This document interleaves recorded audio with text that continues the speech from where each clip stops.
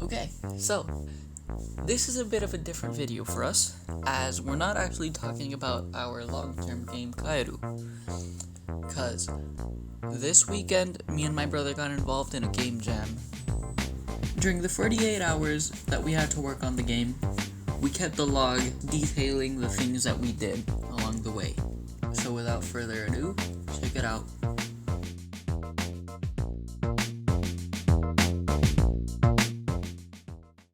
Alright guys, it's 10:30 and they just announced the theme, which is 2. But good thing for us is that we kind of already have an idea and it fits perfectly. So let's get to work. Might as well explain the general mechanics of the game. You play as 2 characters trying to escape from prison. And you're also tied together by a chain. Now, you could either play obviously multiplayer, like couch co-op style, or you can control both characters at once. And this game is more of a dungeon crawler, so it should be a pretty simple idea that hopefully we can get done in the 48 hours. Okay, so we're about an hour in, and we just started coming up with the designs for our characters. So these are 2 prisoners. They function exactly the same, like they have the same walk speed and everything, but we still wanted them to be unique from each other. So this first guy is a bit like lankier, he's younger, he got the long black hair. So basically, generally, he's like taller as well.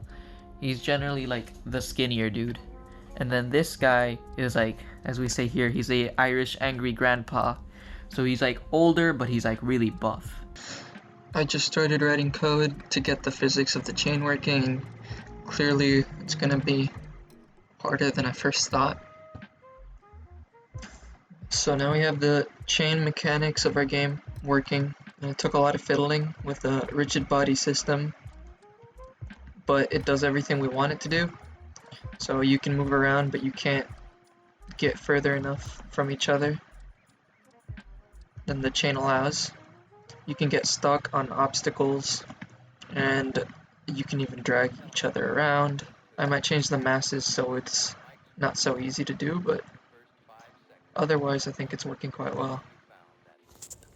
Okay, so it's approximately 4 p.m. and I'm just right now working on his animations for Prisoner 2.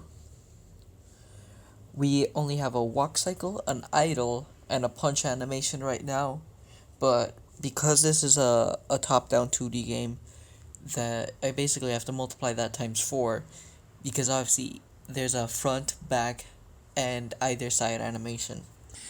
It took me about an hour and a half to get the other 2 animations done, but finally we have a complete Prisoner 2, and I'm pretty exhausted, but we gotta keep going because I still have some enemies to do. It's 6 p.m., and as you can see here, we found out that I actually had made some previous sprite sheets beforehand that can actually be used for our game.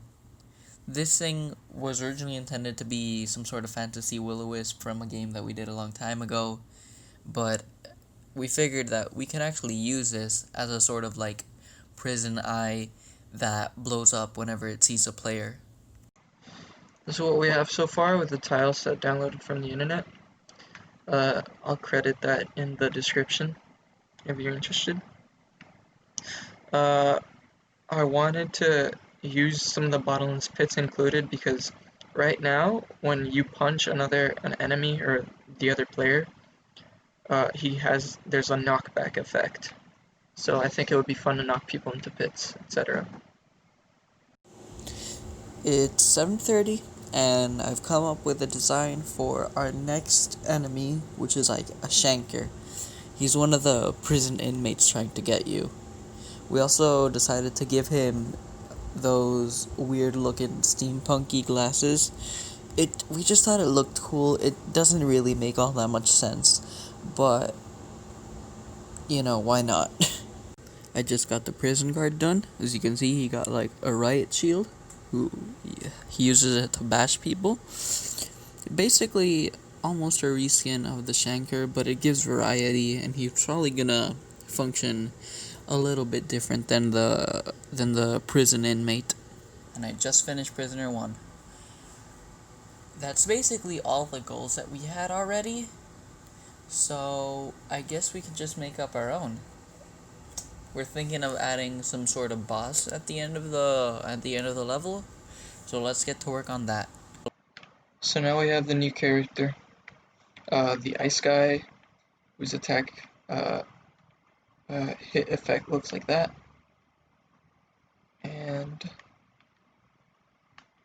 should be able to fight this guy. He should chase you as he did. And now he's dead. Yeah, it's pretty fun. Okay. It's the afternoon, just finished all that there is of the weird Cthulhu boss, and we're just finishing up the game on my end. We made some good progress. I think I left off about to show the bottomless pit, so when you fall, he kind of shrinks and fades away, so it looks like he's falling down the pit. And yeah, once one of your players dies, it prompts you to hit R to restart, although you can keep going with one person if you so please. So we move on to the next room. Our friend is still dead. You gotta drag his corpse around as we fall. Oh god. You can fight. The best strategy to beating this game is really to just spam your targets. Just drag corpses around. Pretty fun. So what you just saw there was a health pickup and a revive pickup. So once one of your players dies, you can pick up a little angel and they'll revive. There's a strange glitch where right at the start the chain is very stiff. I do not know why that's happening, but no time to fix it. Here we're gonna fight some enemies. This guy for some reason stays still, but the other two you can watch them controlling. God. So this game's possibly too hard. But hey, it's a game jam, right? It's just no time to balance, of course. Okay, I hit the R button right there so I could restart because I was pretty sure I was stuck. You really really have to time your attacks well so that they don't just completely demolish you. Here's another one. So as you can see, he's not immediately running towards me because he has a vision area which resembles a cone in front of his body.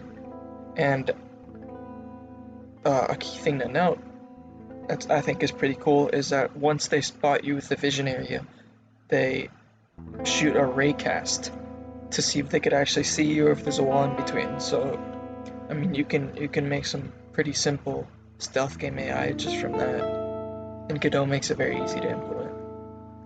So here we go. You really gotta. Oh no. Okay, this might have to be edited because I keep dying.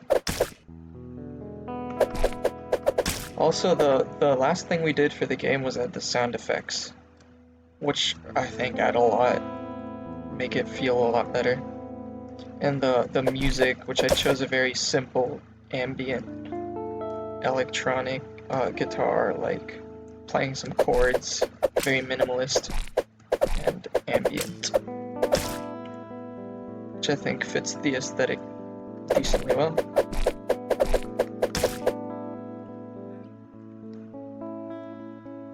And I put all these, so a lot of the levels have like holes and things, like the last one you saw, so that your players can get caught in them with a chain. So the chain effect is very cool. It behaves exactly how you'd want it to behave, how you'd expect it to behave. And we're coming up to the last level here, which is a boss fight, spoiler alert. And as you can see, there's a mysterious hole. And once you approach, oh jeez, Cthulhu comes out to try to kill you. Let's just see some of his... He attacks you with a portal. Tentacle portal. which is kind of terrifying. One thing I wish I had time to fix was once an enemy finds a target, they will stick to that target even though they're dead. And it would be pretty simple to fix this, but it's really a mad rush at the end to try to get everything we wanted done. Once you kill him, there you go. It's just a little fun little thing here at the end. Fight a bunch of enemies at once, which I think we could have done a lot of cool stuff if we had kept working. And the game just crashed. Wonderful. That's basically it. That's basically all we've got. You know, not too much, not too little. I think it was a solid game jam, even though I forgot how tiring these things can be. And that's all.